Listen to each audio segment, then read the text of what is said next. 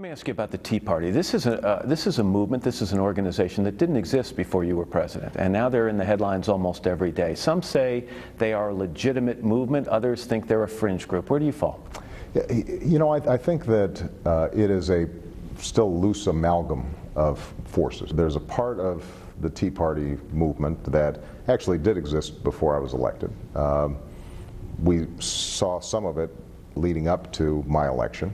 There's some folks who just weren't sure whether I was born in the United States, whether I was a socialist, right? So there's that segment of it, which I think is just dug in ideologically, and that strain has existed in American politics for a long time.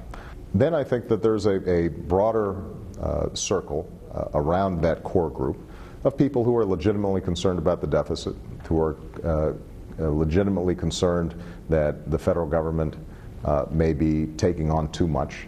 And so I wouldn't paint in broad brush and say that everybody who's involved or have gone to a Tea Party rally or a meeting are somehow on the fringe. Some of them, I think, have some mainstream legitimate concerns.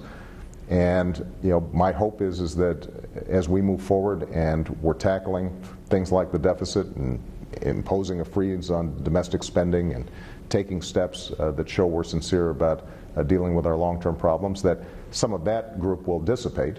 There's still going to be a group at their core that question my legitimacy or question the Democratic Party generally or question people who they consider to be against them in some way, and that group we're probably not going to convince.